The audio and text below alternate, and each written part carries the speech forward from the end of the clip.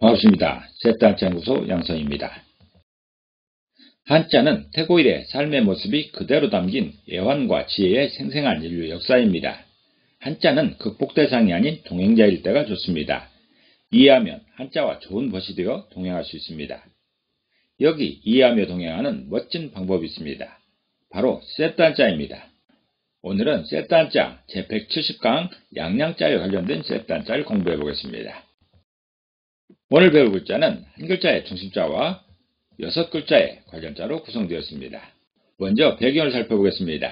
중심자는 양양자이고 이 양양자는 순에서 희생적인 사회적 약자를 표현하는 그런 한자로 구성됩니다. 셋단자 170강은 민초라고도 불리는 백성들의 지치지 않는 역동성을 표현하는 그런 한자로 구성되었습니다. 중심자를 보겠습니다. 중심자는 양양자입니다. 양양자는 양을 의미하고 있습니다. 양은 초식동물로서 성질이 온순하여 주인에게 순종적입니다. 그리고 제사의 제물로도 사용되는 그런 짐승입니다. 이 양양자는 양의 앞부분을 형성한 그런 글자입니다. 양은 짐승 중에서 제법 덩치는 큰 편이지만 성질이 온순하여 자기 이익을 지켜내기는 턱없이 모자랍니다. 어쩐지 여기저기 다니면서 당하기만 할 것 같은 그런 모양입니다. 이런 양의 모습을 하고 있는 사람들이 누구일까요? 바로 민초라 불리는 서민들입니다. 공동체의 곤란을 온몸으로 막아서야 하고 그에 대한 피해도 충분히 받지 못하여 주면 고맙고 안 주면 어쩔 수 없는, 그래서 견뎌내야만 하는 사회적 약자를 비유할 수 있는 그런 글자인 것입니다. 양이 제사의 제물로 사용되는 희생양이 되듯이 사회적 약자들이 종종 그런 상황으로 내몰리는 것을 볼 수가 있습니다. 특히 정글처럼 미개한 사회에서는 흔한 일이었습니다. 그래서 양과 사회적 약자를 등치할 수 있는 것입니다. 양양자는 양의 머리 부분을 포함하여 앞부분을 형성한 그런 글자로서 양 자체를 의미하기도 하지만 인간 사회에서는 사회적 약자를 의미하기도 합니다. 이런 중심자 의미를 기억하면서 관련자들을 살펴보겠습니다. 첫 번째 관련자는 거짓양자입니다. 거짓양자는 거짓을 의미합니다. 해당 부수로는 보통 사람을 의미하는 사람 인자와 사회적 약자를 의미하는 양양자로 구성되어 있습니다. 거짓양자를 이미지로 표현해보면 사람 인자에 해당되는 한 사람의 이미지가 있습니다. 그리고 양양자에 해당되는 양의 이미지가 있습니다. 이렇게 두 이미지가 결합된 모양이 거짓양자여서 거짓양자가 표현하는 그 거짓이라는 것은 보통 사람이 양 같다라고 하는 것은 거짓이다라는 그런 뜻입니다. 피해자가 아닌 사람이 오히려 피해자인 척 하는 것을 피해자 코스프레라고 합니다. 대표적인 예가 일본 같은 경우입니다.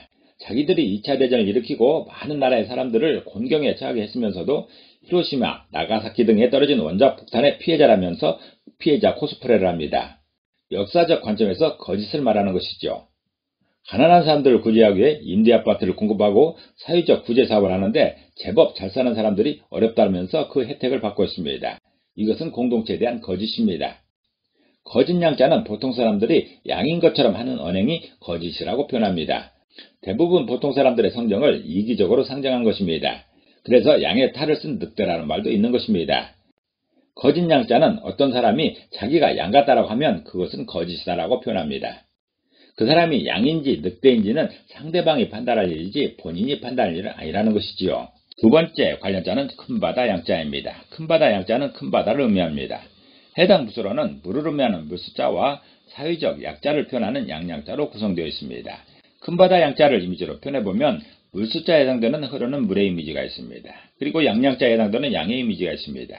이렇게 두 이미지가 결합된 모양이 큰바다 양자여서 큰바다 양자가 표현하는 그 큰바다는 물의 모양이 양떼와 같다라는 그런 뜻입니다. 제가 청년 시절에 유황선을 탈 때 처음으로 태평양을 횡단하며 받았던 충격과 감동을 잊을 수가 없습니다. 월미도 앞바다나 부산에서 제주도 가는 그 바다와는 차원이 달랐습니다.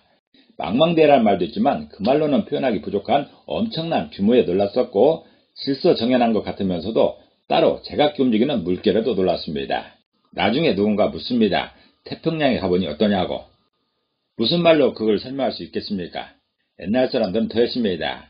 바다의 모습을 제대로 본 적이 없기 때문이죠. 그래서 그들은 고민했습니다. 그래서 풀밭에 이동하는 양떼를 떠올렸습니다. 한 명의 목동에 의해 거대한 물결처럼 움직이는 양떼가 태평양을 비유하기에 적격이었던 것입니다. 큰바다 양자를 설명하면서 큰바다의 물의 움직임이 양떼의 움직임과 같다라고 했던 것이죠. 마치 이런 모습입니다. 큰바다 양자는 물의 움직임이 양떼와 같은 것이 큰바다라고 표현하고 있는 것입니다. 세 번째 관련자는 상서로울 상자입니다. 상서로울 상자는 상서롭다라는 뜻이 있습니다.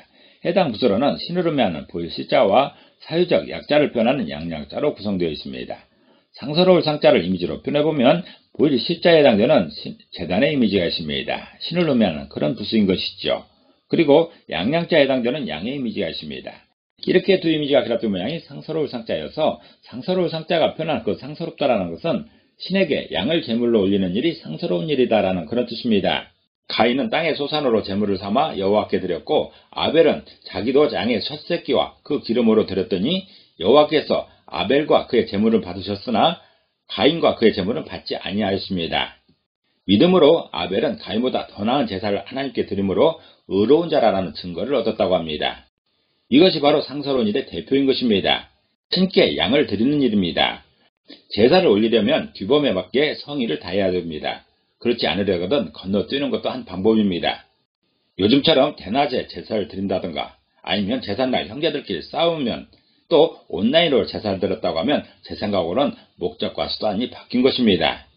제사는 상서로운 일을 기대하면서 드리는 것인데 이렇게 무성의하게 제사를 드리려면 왜 하는지 무엇 하려고 그 시간과 비용을 투자하는지 모를 일입니다. 상서로울 상자는 신께 양을 제물로 하여 제사를 올리는 일은 상서로운 일이다라는 그런 뜻입니다.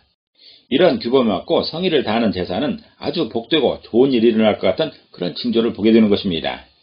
네 번째 관련자는 자세할 상자입니다. 자세할 상자는 자세하다는 뜻이 있습니다.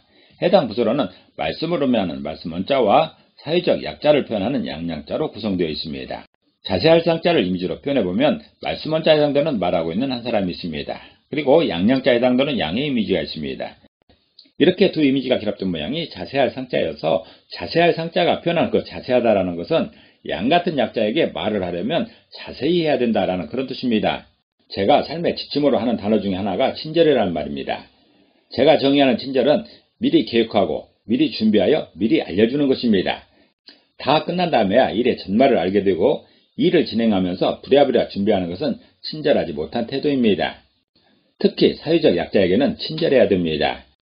그들에게는 여유가 없기 때문에 불안하지 않고 조급하지 않도록 친절하게 대하는 것이 의로운 태도인 것입니다.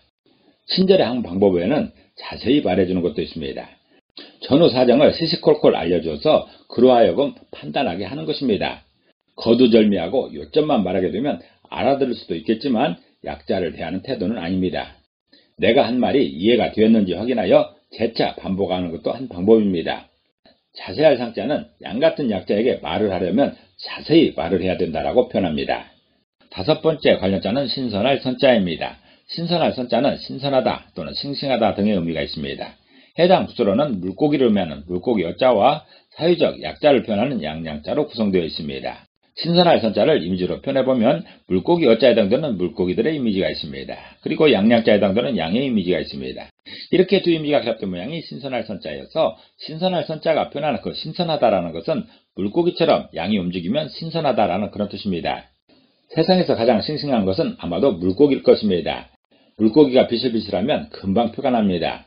제가 예전에 횟집 지배인을 했던 적이 있는데 우리나라 사람들은 특히 화로를 좋아합니다. 바로 죽여서 횟감으로 사용하는 것인데 팔팔 살아있는 그것을 지목하면서 요리하라고 요구하는 것이죠. 그런데 일본 사람들은 선어를 좋아한다고 합니다. 물고기를 죽여서 칼질하여 6시간 이상 수거한 후에 그 횟감을 더 좋아한다고 합니다. 그런 것은 취향의 차이이기 때문에 옳고 그름에 따질 일은 아니라고 생각합니다. 아무래도 육안으로는 땅을 밟고 있는 육상의 짐승보다는 물속의 물고기의 건강 상태를 파악하기가 쉽습니다. 그런 싱싱한 활력을 구경하기 위해 아쿠아리움이라고 불리는 대형 수족관을 가는 것이지요. 제물로 사용하는 양도 물고기처럼 그렇게 신선해야 하는 것입니다. 신선할 선자는 물고기처럼 양이 움직이면 신선하다라고 표현합니다. 여섯 번째 관련자는 무리군자입니다. 무리군자는 무리를 의미합니다. 해당 부서로는 임금을 의미하는 임금군자와 사유적 약자를 표현하고 있는 양양자로 구성되어 있습니다. 무리군자를 이미지로 표현해보면 임금군자에 해당되는 임금의 이미지가 있습니다. 그리고 양양자에 해당되는 양의 이미지가 있습니다. 이렇게 두 이미지가 결합된 모양이 무리군자여서 무리군자가 표현하는 그 무리의 구성은 군주와 같은 리더와 양 같은 약자로 구성된다라는 그런 뜻입니다. 목동이 없는 양 때는 금세 위험에 처하게 됩니다. 역사상 최고의 목동은 아마도 다윗일 것입니다. 다윗은 양무리를 지키기 위해 사자를 겁박해서 쫓아내고 골리앗을 물리친 돌팔매의 솜씨도 양을 지키기 위해 다듬어진 재능이었습니다. 그렇게 다윗처럼 유능한 목동의 보호를 받는 양떼는 안전합니다.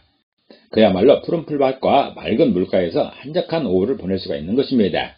그런데 잠시라도 한눈을 파는 목동이라면 그 양떼들은 이리의 공격에서 벗어날 수가 없습니다.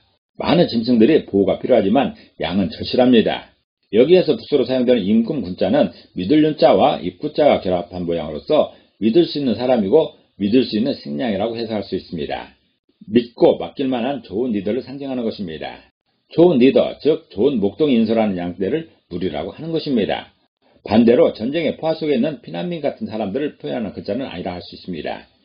무리군자는 임금 군자가 의미하는 좋은 리더와 양양자가 의미하는 사회적 약자들이 합해진 모양으로 군주 같은 리더와 양 같은 약자의 구성이 무리다라고 표현합니다. 오늘은 한 글자의 중심자와 6글자의 관련자로 구성된 양양자의 세 단자를 공부해봤습니다. 오늘 공부한 내용을 다시 한번 요약하면서 이 시간을 정리하도록 하겠습니다.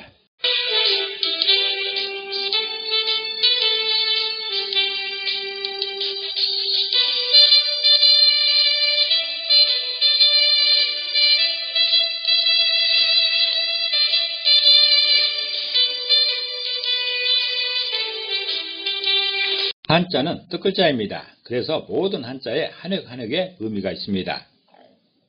그렇지만 그 의미에 대단한 비밀이 있는 것은 아니고 우리들의 상식에 기반하고 있습니다.